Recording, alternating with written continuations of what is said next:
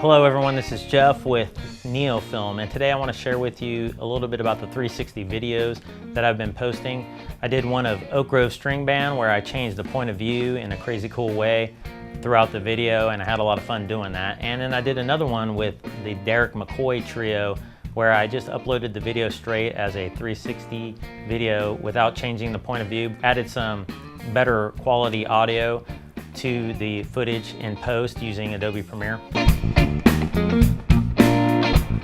In both videos I changed the nadir, or however you say it, the NADIR, which is the lower point of the video. To cover the tripod, I edited that in post using Premiere as well, adding my logo over it, and I've even started spinning the logo as if it's a record. It's a GoPro Fusion that I'm using. It's a $700 camera. It comes with two mounts, all right?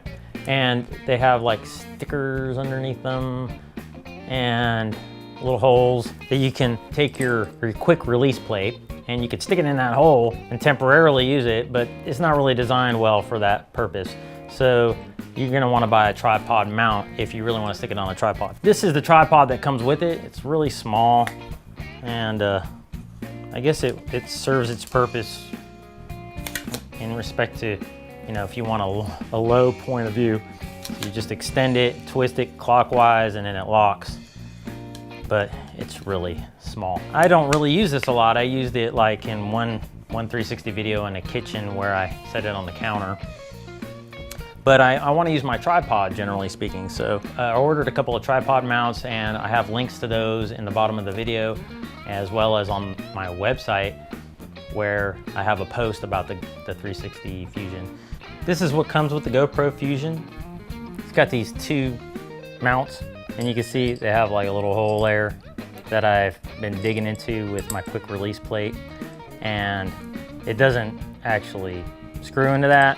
It just kind of enables me to temporarily place that on there haphazardly, but it's loose, so this isn't really a good idea. So I bought some tripod mounts that are very inexpensive, and I should be getting those like tomorrow. If you want to use something like a regular tripod, you probably need to go ahead and get those tripod mounts right away.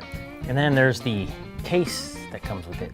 It has this little slot right here where you can basically zip it up and still stick your mount in there, or have your camera already mounted and then, you know, have your case on there until you're ready to start shooting. So that's pretty neat. It's a nice case. The camera has a power button on the side right here and a little place to plug your USB in.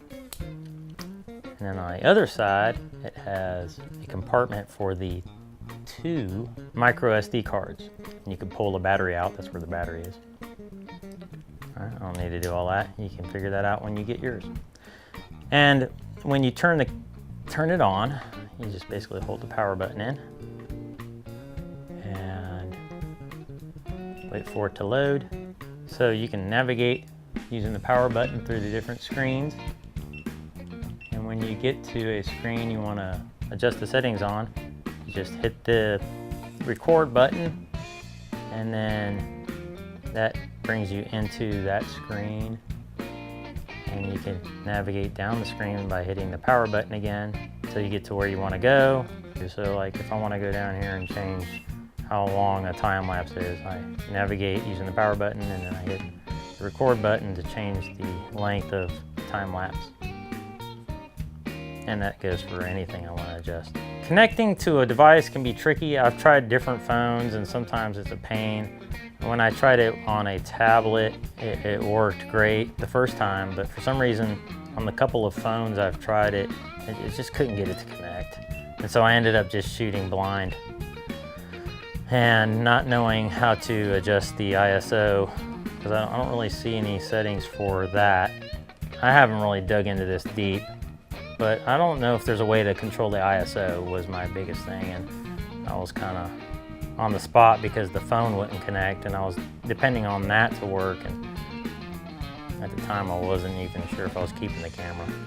But I tell you what, I love being able to shoot 360 video. Originally I was buying this camera to do 360 photography, but when I compared the results, the resolution and the color and everything to my DSLR camera doing 360 with that, it was just no comparison.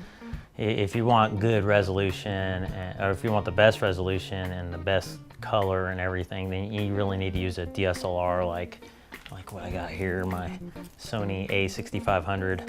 And you know, that's a whole different beast. But doing 360 video, I mean, this is a great camera for that. You basically just need to download the software that you get with it. It doesn't really come with it, you have to go download it. So you got to stitch it by just plugging your camera in or putting the cards in there. I think it's easier just to plug the camera in. Software brings it to your computer, renders it to your computer stitched, and then from there, of course, you can edit it further by color grading it and all.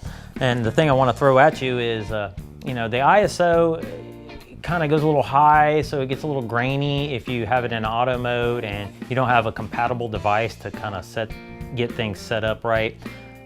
Then you just kind of got to shoot in the dark, for lack of better words. My footage at first I was like, man, this is grainy, but after tweaking it some in Premiere, kind of lowering the dark, just kind of color grading it a little bit, I was able to get a little bit of that grain out.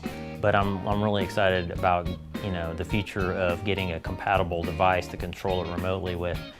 And until then, it's working good enough and I'm getting good feedback. I'm glad I kept it, and I'm going to be integrating the 360 videos into the virtual reality tours that I've been doing, and I'll be sharing more on how I do those as well. Hopefully this video shed some light on at least what I'm using. I hope you appreciate it, and I appreciate your feedback and comments and views.